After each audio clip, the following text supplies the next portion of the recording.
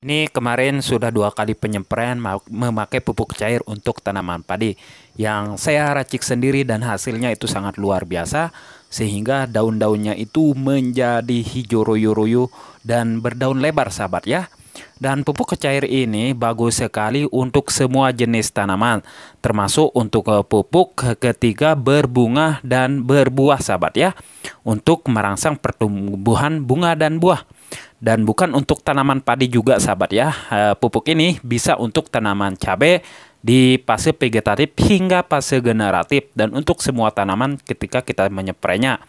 Dan untuk tanaman padi di masa pertumbuhannya sahabat ya, itu bagus sekali untuk mempercepat pertumbuhan anakannya.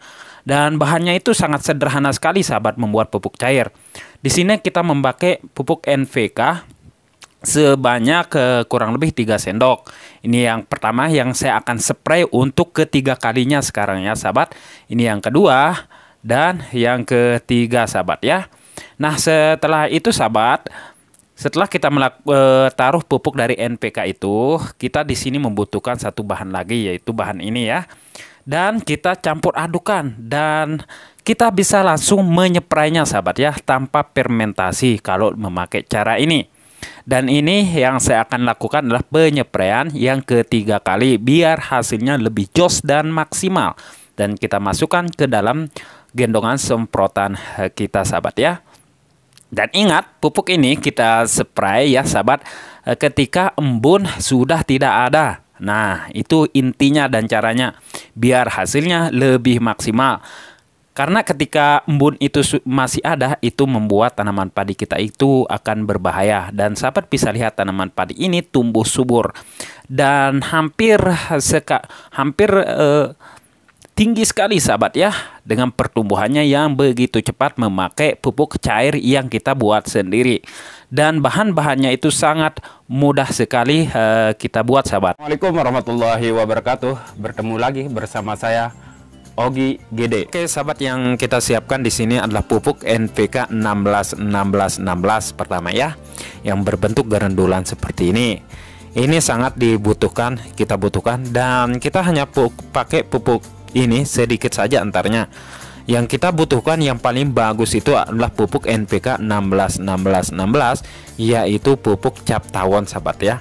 Itu sangat bagus daripada pupuk biasa. Soalnya banyak sekali pupuk NPK 16-16 ini adalah NPK tiruan sahabat ya. Itu yang perlu diperhatikan, yaitu merek cap tawon. Nah oke sahabat, bahan yang selanjutnya ya, ini adalah air cucian beras yang kita sudah simpan selama 1 minggu. Dan memang dari air cucian beras ini sangatlah menyengat dari segi baunya sahabat ya.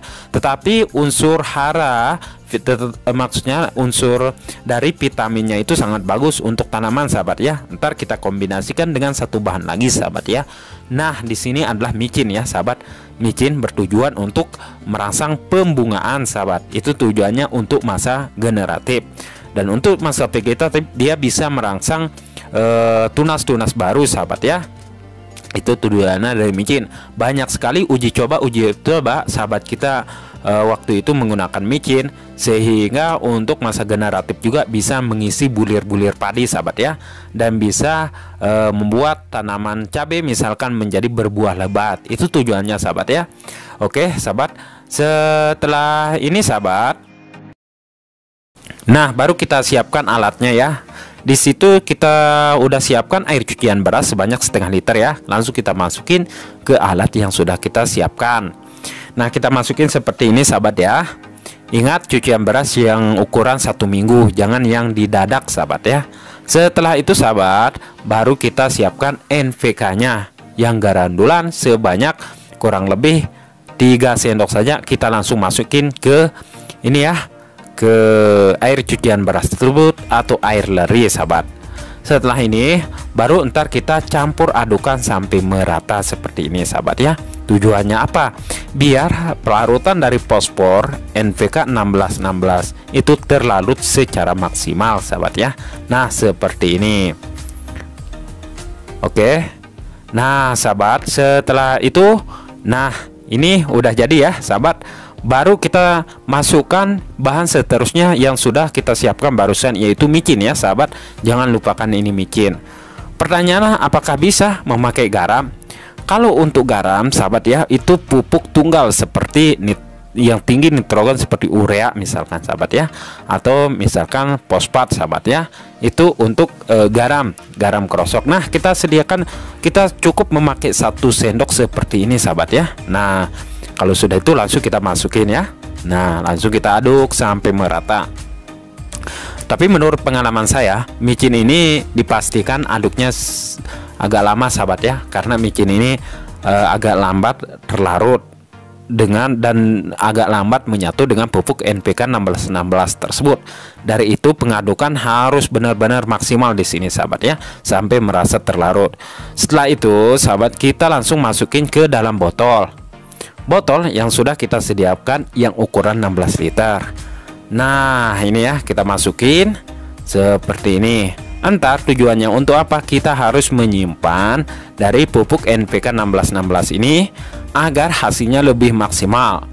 Kalau bisa 1 kali dalam 24 jam atau 1 hari 1 malam, sehingga entar waktu penyepraian itu hasilnya lebih maksimal ya. Jangan sampai didadak atau jangan langsung dipakai, pastikan itu.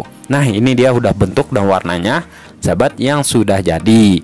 Nah, itu cara membuat NPK 1616 super power dan ampuh untuk merangsang pertumbuhan tanaman kita sehingga hasilnya lebih maksimal sahabat ya. Dan untuk dosisnya sahabat itu cukup 1 liter. Sahabat coba 1 mili dulu untuk 1 liter, atau 2 mili, atau bisa 5 mili. Disebabkan pupuk ini sangat keras sekali, ketika sahabat nyepre entar bisa gosong ya. Dari itu rendahkan dulu dosisnya sahabat ya, baru dispray ke tanaman yang masih vegetatif maupun tanaman yang generatif. Setelah ini sahabat, nah kalau sahabat mau spray dengan langsung juga bisa ya. Kita cukup memakai NPK 1616, cukup 3 sendok sama ya sahabat.